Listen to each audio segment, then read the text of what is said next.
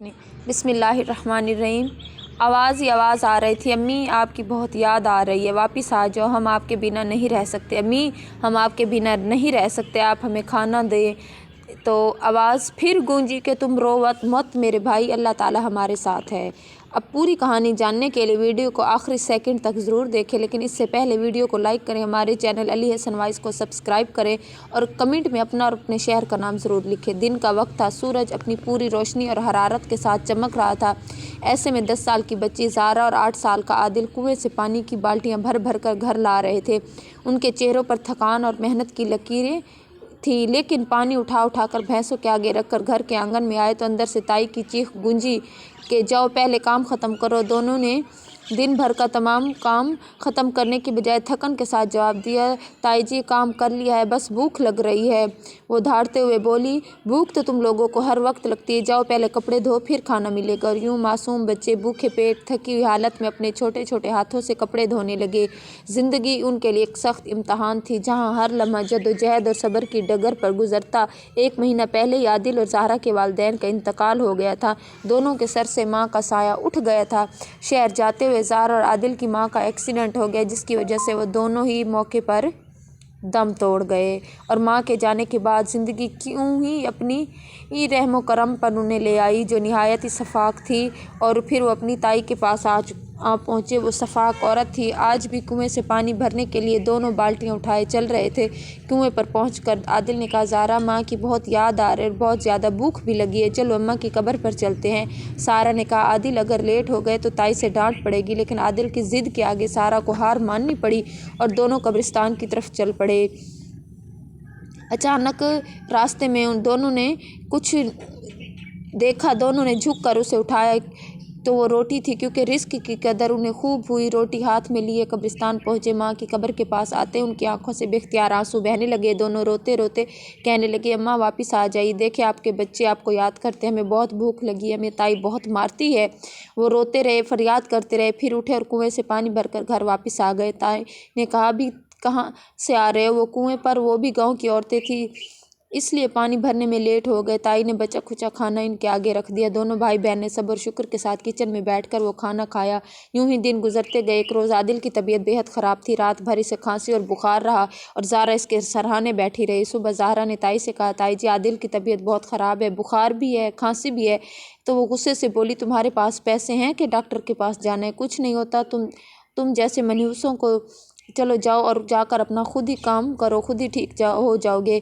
दुखी दिल के साथ वो वहाँ से पलट गई। आंगन में आकर बर्तन धोने लगी, मगर इसका जहन बार बार आदिल की तरफ जा रहा था, जो बुखार में अंदर तड़प रहा था। घर के कामों से फारिग होकर जैसे ही वो अंदर गई तो उसका दिल दहल गया। आदिल चारपाई पर बेहोश पड़ा था, आंखें बंद। उसने आदिल को हिलाया और पानी की छिपके मारी। आदिल उठो, क्या हुआ है तुम्हें? तुम क्यों नहीं उठ रहे? ज़ारा की चीख सुनकर ताई भी वहाँ आ गई। जब नफ्स चेक की तो मालूम हुआ कि आदिल इस दुनिया से हमेशा के लिए रुखसत हो गया है। ज़ारा रो रो कर बेहाल हो गए। अपने भाई को खो देने का गम उसके लिए नाकाबिले बर्दाश्त था। पहले माँ, अब भाई भी इस बेरहम दुनिया में वो अकेली रह गई थी। यूं ही वक्त गुजरता गया। ज़ारा की ज़िंदगी इन्हीं जुल्म सितम में गुजरती रही। खूबसूरती उसकी माँ की तरह बेमिसाल थी। उसकी बेटी भी शबाना हमेशा ही ज़ारा की खूबसूरती से हसद करती थी। शबाना आम से नए नक्श की मालिक थी और ज़ारा के मुकाबले में वो बिल्कुल भी खूबसूरत ना लगती थी।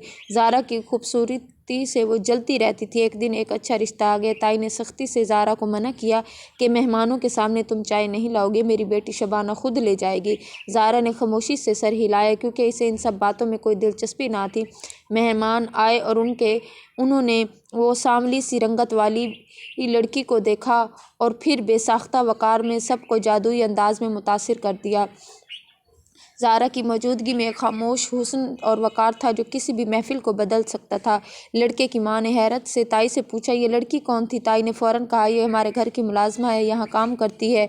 मेहमान खामोशी से वहाँ से रवाना हो गए, मगर ताई का गुस्सा इतना बढ़ा हुआ था कि उनकी आंखें आग उगल रही थी। अब ये गुस्सा ज़ारा पर आना था।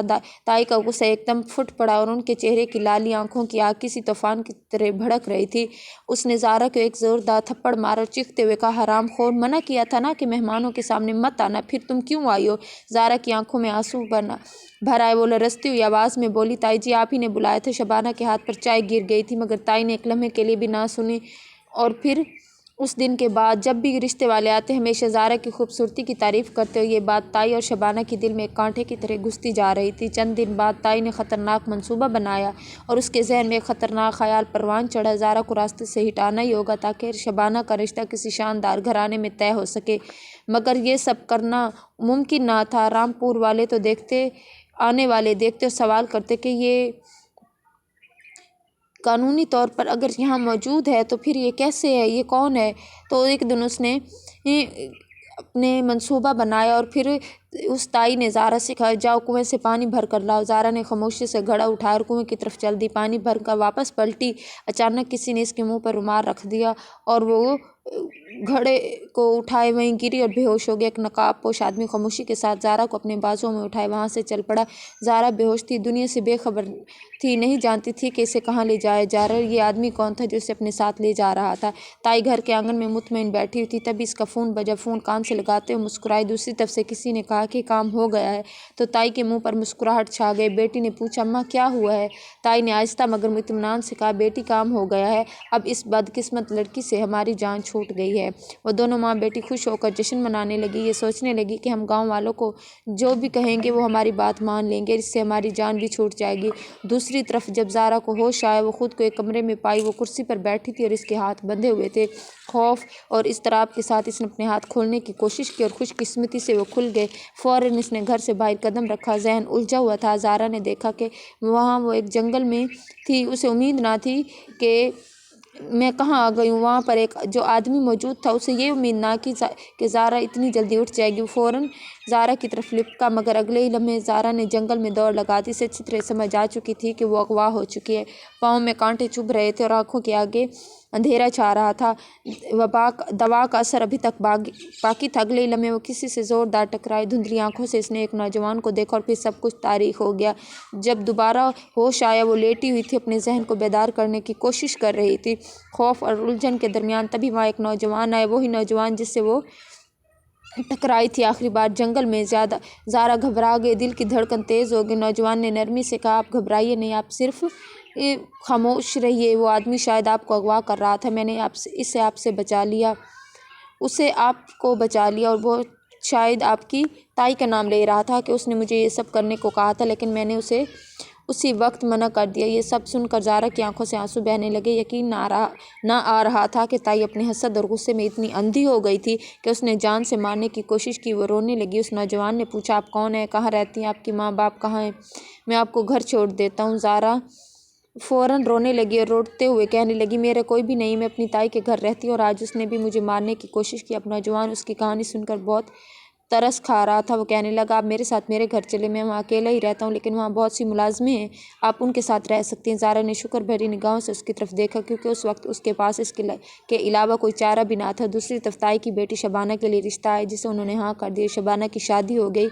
तो रिश्ते वालों से और गांव वालों से ताई ने कहा कि ज़ारा अपने किसी चाहने वाले के साथ भाग गई है, और फिर उसे बुरा भला कहने लगी कि अरे कैसी लड़की थी, भाग गई, माँ बाप की इज्जत भी ना रखी।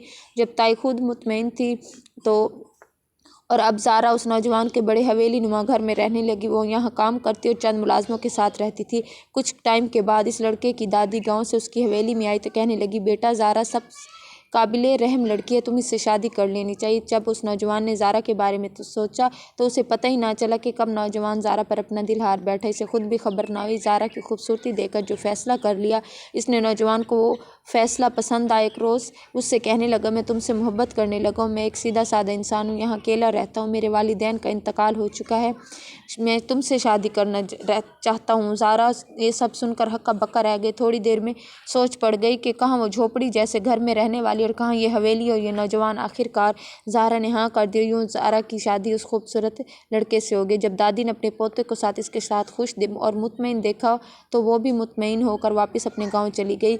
और अब वो नौजवान बहुत अच्छा शौहर साबित हुआ। वो ज़ारा से बेपनाह मोहब्बत करता, कहता तुम्हारे माँ जी के सारे वो जुल्म सितम जो तुम सहती आई थी बचपन से अब तक, वो ख़त्म हो गया। अब इस हवेली की तुम मलका बन गई थी। दूसरी तरफ ताई की बेटी शबाना को तलाक हो गई थी। वो लोग निहायत लालची थे। उन्होंने जहेज़ में बहुत सारा कुछ लेकर कुछ अरसे बाद शबाना को ये कहकर तलाक दे दी कि ये बांझ है, बच्चा पैदा नहीं कर थी वो तलाक लेकर शबाना माँ के घर वापस है और हर वक्त अपनी माँ से लड़ती रहती कि ये सब आपकी वजह से हुआ है, मुझे इनके घर में ब्याना ही ना था तो मेरे साथ भी ये ना होता। शबाना की माँ पछताती रहती, मैंने ये क्या कर दिया।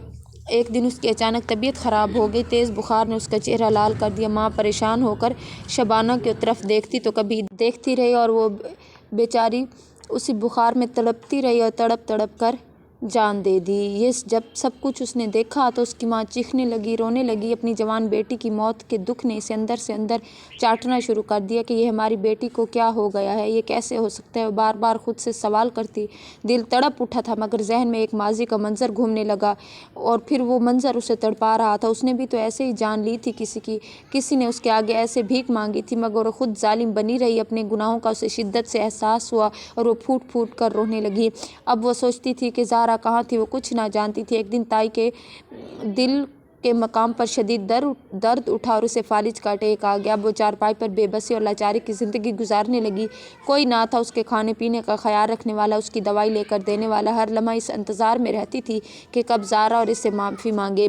दूसरी तरफ ज़ारा अपने शौहर के साथ एक खुशहाल ज़िंदगी गुजारने लगी। एक दिन एक शख्स आया, उसने आकर बताया कि साथ वाले गाँव में ज़ारा की ताई फालिज की वजह से चारपाई पर पड़ी है, उसका ना कोई खाना देने वाला है ना कोई दवाई लेकर देने वाला है। जब ये सब बातें ज़ारा ने सुनी तो वो परेशान हो गई और फिर उसके शौहर ने सुनी तो उसने कहा ज़ारा तुम्हें अपनी ताई से मिलना चाहिए, उनसे बात करनी चाहिए, जो भी वो हुआ वो माजी का हिस्सा है। ज़ारा ने कहा ठीक है। अगले रोज़ वो अपने बेटे के साथ अपनी ताई के घर पहुंची मगर जो मंजर उसने देखा उसके होश उड़ गए। ताई लाचारी से चारपाई पे पड़ी रोती जा रही थी। ज़ारा फ़ौरन आगे बढ़ी। ताई ने ज़ारा को देखकर फूट फूट कर रोना शुरू कर दिया और हाथ जोड़ दिए, मुझे माफ़ कर दो, मैं तुम्हारी और आदिल की गुनहगार हूँ, मुझे माफ़ कर दो ताकि मेरी ज़िंदगी जो है वो आसानी से मुकम्मल हो और मेरी जान आसानी से निकल जाए। ज़ारा ने नरमी से कहा ताई जी आप रोए नहीं, मैं आपको दिल से माफ़ करती हूँ। ज़ारा से कहने लगी मैंने तुम लोगों के साथ बहुत जुल्म किए, बच्चों को मासूमियत को नहीं देखा, जिसकी सज़ा मुझे ये मिली कि मेरी जवान बेटी भी मरकर मैं चारपाई पर आ गई। इसी लम्हे ताई ने अपनी जान दे दी, जैसे वो इस इंतज़ार में थी कि ज़ारा से माफ़ी मांग सके। ताई को ज़ारा और उसकी जवान बेटी के जाने का बहुत दुख था मगर दिल में ये भी इत्मीनान था कि अल्लाह ने इंसाफ़ किया। जो जुर्म उसने बचपन में सहे थे आज उनका ख़ात्मा हुआ। ज़ारा अपने शौहर के साथ खुश ज़िंदगी गुजारने लगी। बहुत सी लड़कियां ज़ारा से हसद करती थी मगर ज़ारा उन सब से बेनियाज थी क्योंकि अल्लाह ने उसके सब्र का फल दे दिया था। ज़ारा बहुत बड़े महल नुमा घर में अपना एक बेटा और एक बेटी के साथ खुशहाल ज़िंदगी गुजार रही थी, लेकिन अब वो बाकायदगी के साथ अपने और अपनी माँ और अपने भाई की कब्र पर जाकर घंटों रोती कि काश आप कभी ना जाते। लेकिन फिर वो ये सोच कर चुप हो जाती कि जिस शख्स को इस दुनिया में आना लिखा है उसको अल्लाह ताला के पास वापस जाना भी लिखा है। और अगर कहानी पसंद आई हो तो वीडियो को लाइक करें, शेयर करें, हमारे चैनल को सब्सक्राइब करें।